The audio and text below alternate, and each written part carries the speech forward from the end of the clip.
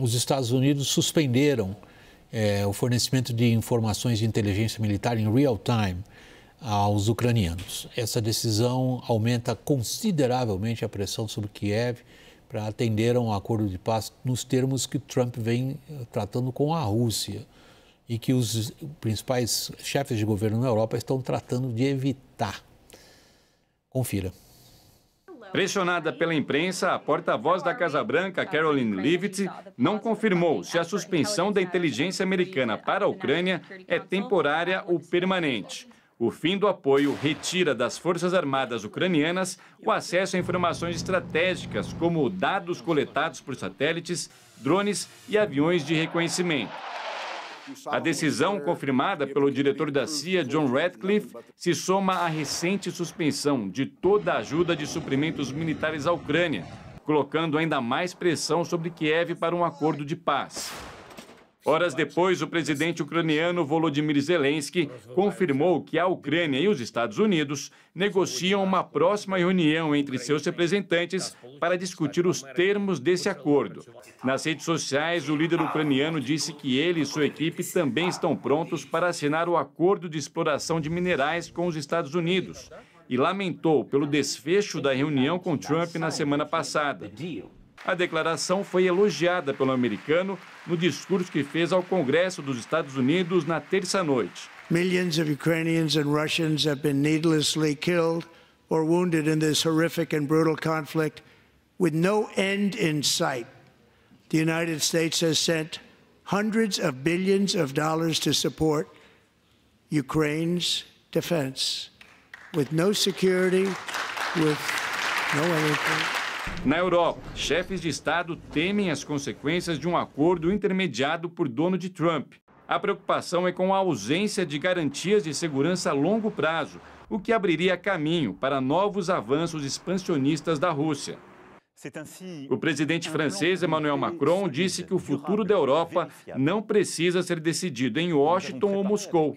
Macron vai discutir com líderes do continente a possibilidade de colocar o arsenal nuclear francês à disposição de aliados como forma de dissuasão. Uma reunião extraordinária do Conselho Europeu está marcada para esta quinta-feira, enquanto as potências europeias correm para se rearmar diante da Rússia, que Macron classificou como uma ameaça à Europa. En effet, si un pays peut envahir impunément son voisin en Europe, alors personne ne peut plus être sûr de rien. Et c'est la loi du plus fort qui s'applique. Et la paix ne peut plus être garantie sur notre continent même. Et je veux croire que les États-Unis resteront à nos côtés. Mais il nous faut être prêts si tel n'était pas le cas. Deixa eu começar lá de trás, Sandra, aproveitar sua expertise nesse setor. O que é que os americanos são capazes de ver, que só eles são capazes de ver e é tão importante para os ucranianos? Bom, William, o que a gente viu aqui hoje talvez tenha sido o mais brutal ato diante de tudo aquilo que os Estados Unidos podiam cortar da Ucrânia. Que eu quero deixar muito claro isso. Munição, se os Estados Unidos cortassem hoje o envio de munição, como eles cortaram, congelaram o envio de ajudas, os ucranianos ainda têm alguns estoques e podem ir até o verão, no hemisfério norte, até o verão, com apoio dos europeus nesse sentido. Já no caso de inteligência, é uma ação que reflete no campo de batalha em tempo real. Ou seja, você não tem mais guiagem de mísseis para além do limite de 40 milhas na fronteira russa, você não tem mais orientação sobre dados de movimentação de tropas russas, que são algo muito importante para os ucranianos em território russo, até mesmo para a ofensiva ucraniana em Kursk, ou mesmo para movimentações de tropa no território russo ou no território de Belarus. Isso força com que os ucranianos tenham que ter mais esforços nesse sentido e tenham que tirar mais tropas das poucas que eles já têm na linha de frente, por exemplo, para ter que proteger a fronteira com Belarus, sob a ameaça de um deslocamento russo. Isso é um exemplo.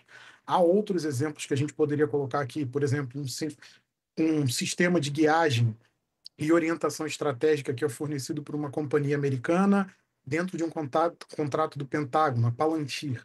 Esse sistema é para ataques com armas estratégicas, mísseis, drones e por aí vai. Então, a retirada de todas essas capacidades da Ucrânia nesse momento demonstra claramente uma pressão muito forte da administração Trump no sentido de forçar a Ucrânia a assinar o que eles querem que ela assine e colocar ela na mesa para negociar com a Rússia.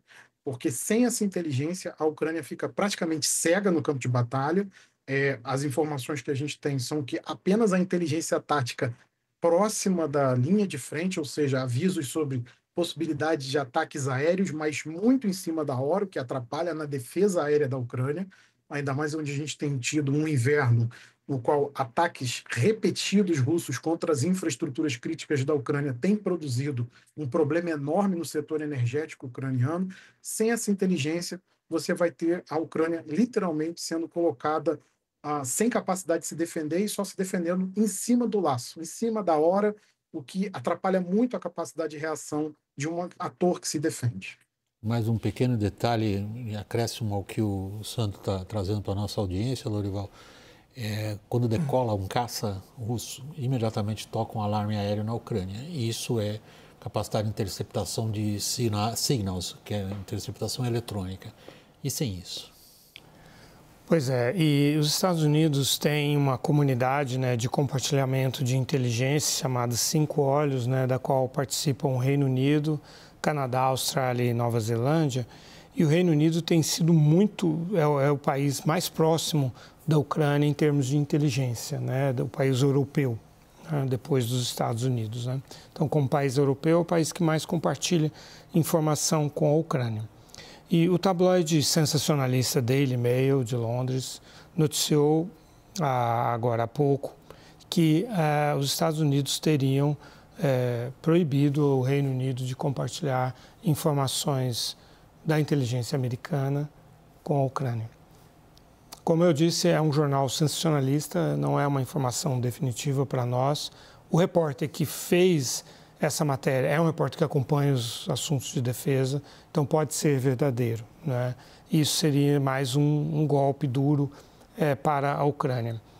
É claro que a Ucrânia, ela, ao longo desses anos, ela desenvolveu a sua própria capacidade de processamento de informações dos satélites europeus e americanos, né? E nesse caso dos europeus, mas ela fica debilitada e acontece o seguinte, quer dizer, ela continuará sendo capaz, com a inteligência que ela consegue reunir, que é menor do que a inteligência fornecida pelos Estados Unidos, ela consegue identificar alvos, só que com menor precisão. Então, ela vai gastar mais drones, mais munição para cada objetivo que ela tem no terreno, né? E a munição é algo que está acabando. Hoje teve um episódio bastante sintomático, que foi, acabaram as granadas de um pelotão ucraniano. Eles pegaram 2 caixas com colmeias de abelhas, né, e jogaram num bunker onde estavam os soldados russos para tentar tirar eles de lá. A imagem não mostra os soldados russos saindo. É claro que outras unidades têm granadas ainda, não é que acabou a granada na Ucrânia, mas aquela unidade especificamente tinha acabado. Os Patriots, que são os mísseis antimísseis americanos, eles são importantes para a defesa das cidades ucranianas. E a Ucrânia, em breve, nas próximas semanas, vai começar a ter de selecionar as cidades que ela defenderá contra os mísseis russos. E isso é muito ruim para o moral, né, da população, para o país. São decisões políticas terríveis. Os HIMARS hoje são os mísseis de maior alcance, de maior precisão, são americanos, que a Ucrânia tem usado contra os alvos russos. Então, tudo isso é uma situação preocupante para a Ucrânia e realmente foi um checkmate que o Trump deu na Ucrânia para obrigá-la a trazer de volta. E ontem ele se regozijou no discurso dele, quando ele disse: recebi aqui a carta do Zelensky, ele está dizendo, estamos prontos para, sob a sua liderança, né, do Trump, levar adiante o processo de negociações. Então, o que o Trump estava dizendo é o seguinte: eu maltrato, humilho o presidente ucraniano e obrigo ele a voltar, né, de forma a se subjugar ao meu desejo, porque sem a minha liderança nada acontece. É o que ele desejava fazer, esse era o plano dele. Eu queria trazer para o Sandro um ponto que você levantou, a respeito da capacidade da inteligência militar americana. Mais do que early warning, ela é capaz de enxergar o campo de batalha em tempo real. É um dos grandes saltos tecnológicos, fora os drones e tudo isso que a gente acompanhou, como eles falam, ter a ideia do campo de batalha na sua complexidade, profundidade, o que o inimigo está fazendo, em que lugar, com que objetivo. E isso é dividido com esse grupo que você mencionou, os 5 olhos, no qual, aparentemente, tudo que os americanos enxergam, os britânicos também. Até aqui, ao que consta na literatura específica, Lorival, os britânicos foram importantes em passar para os ucranianos aquilo que eles recebem pelo acordo de cooperação com os americanos. Se o material do Daily Mail procede, nos Estados Unidos há versões contraditórias, baseadas em técnicos, sobretudo dos serviços secretos, dizendo não, se fizermos isso com os britânicos, acaba o sistema de 5 olhos, porque é um sistema baseado na confiança entre os seus participantes.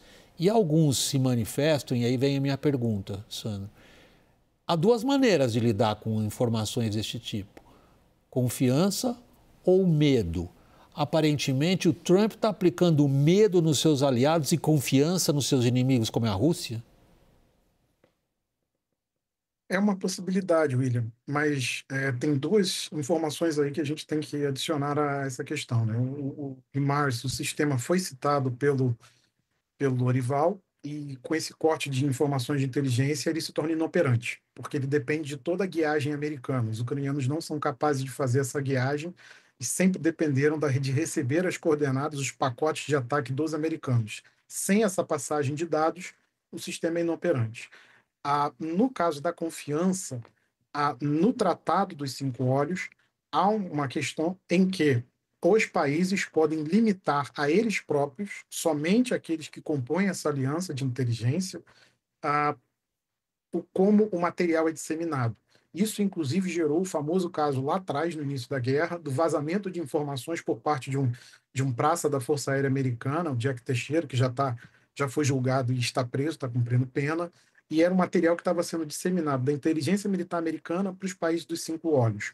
O que a gente está vendo aqui é talvez que realmente a administração americana está fazendo muitos gestos em relação à Rússia. Eu quero lembrar que há 2 dias atrás o secretário de Defesa americano ordenou que todas as operações cibernéticas ofensivas contra a Rússia sejam paradas nesse momento, sejam detidas, e que os americanos adotem contra a Rússia no campo cibernético uma postura defensiva e não ofensiva, e muitas dessas operações eram decisivas para a obtenção de inteligência em relação ao conflito russo-ucraniano. Ações contra grupos russos que atacam infraestruturas ucranianas, ação contra grupos russos que apoiam esforços militares contra forças ucranianas e por aí vai. Então, a perda desses dados, a perda do acesso a essas informações, sem dúvida, causa um problema enorme para a Ucrânia. É óbvio que, como o Lorival bem disse, a Ucrânia tem uma capacidade, mas essa capacidade não é de receber os dados de um monstro como é a comunidade de inteligência americana. 21 agências, milhões de funcionários, 80 bilhões de dólares de orçamento ano. Então, e isso só as rubricas autorizadas e publicadas pelo Congresso, sem contar as rubricas que não são disseminadas ou publicizadas. Então, aqui o que a gente está vendo é, sem dúvida, toda essa capacidade americana sendo colocada de lado. Há uma série de informações também que a cooperação em nível estratégico, especialmente da CIA, já estava sendo reduzida paulatinamente há mais de um mês. Ou seja, desde literalmente da assunção da posse de Donald Trump. Desde 20 de janeiro, a CIA vinha reduzindo a sua conversa com a inteligência ucraniana. Isso também acaba afetando as próprias operações que os ucranianos fizeram, com o que de espetacular. A morte de oficiais generais russos no próprio solo russo, que provavelmente tiveram algum suporte ou identificação com apoio americano. Em que medida os europeus conseguem suprir isso?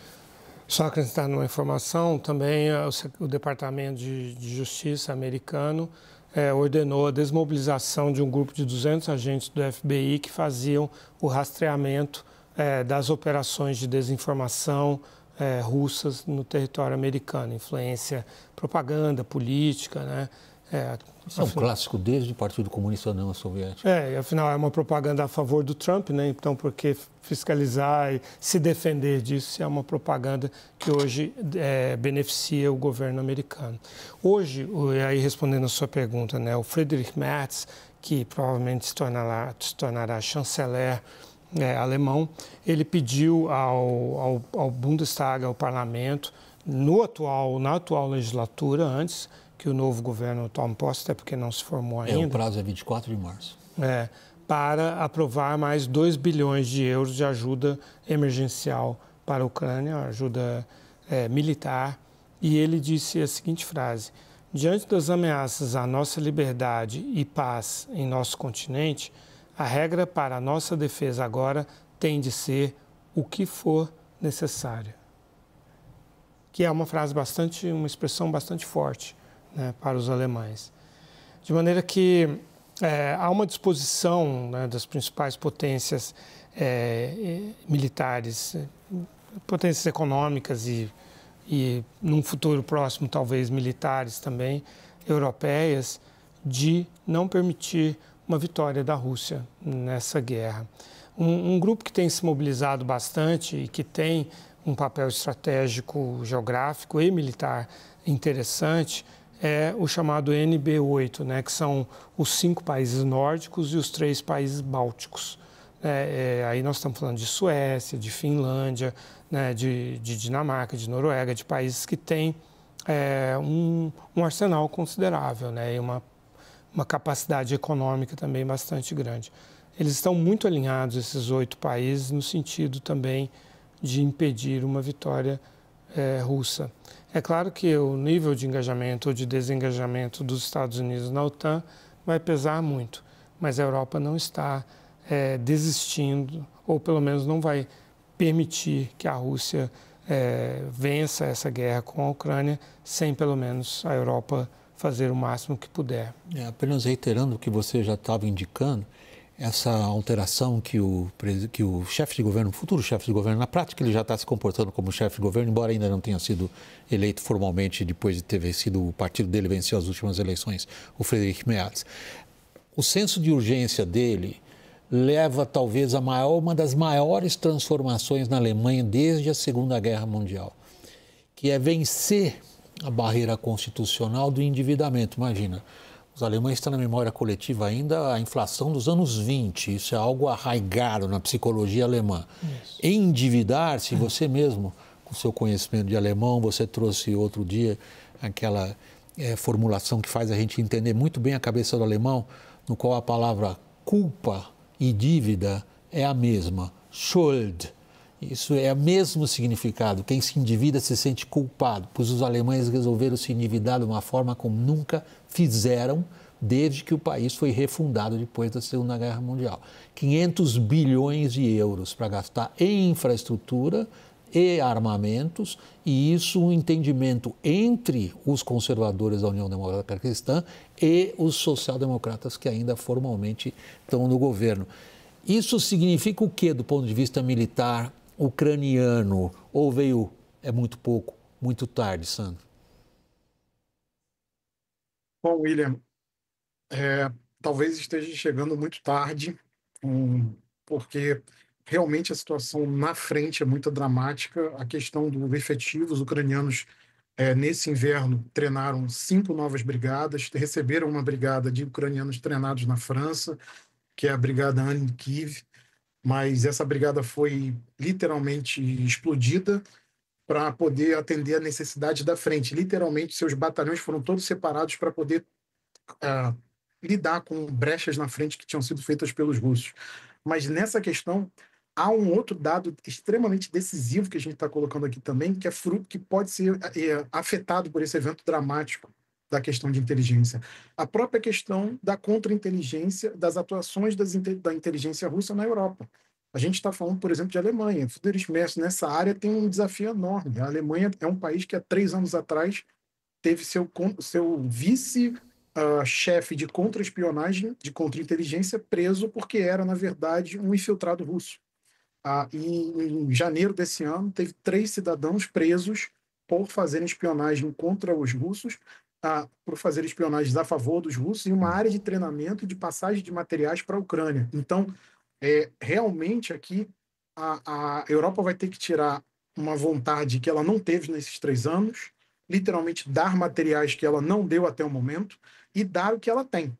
Porque eu lembro também que no meio do ano passado os alemães chegaram no momento que eles pararam de enviar munição, por exemplo, de artilharia, que a própria Bundeswehr, as Forças Armadas alemãs, disseram: olha, a gente vai perder toda a nossa reserva estratégica para um conflito e a gente não pode perder isso.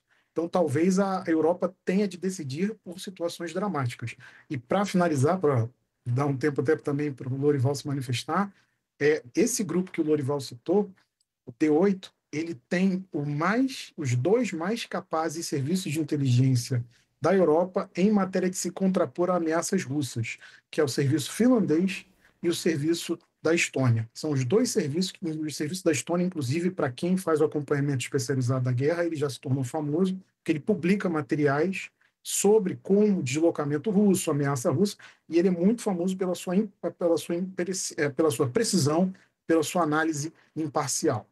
Historicamente conhecem como poucos os finlandeses e os estonianos conhecem os russos ou soviéticos. Como você quer tratar como poucos, Lorival?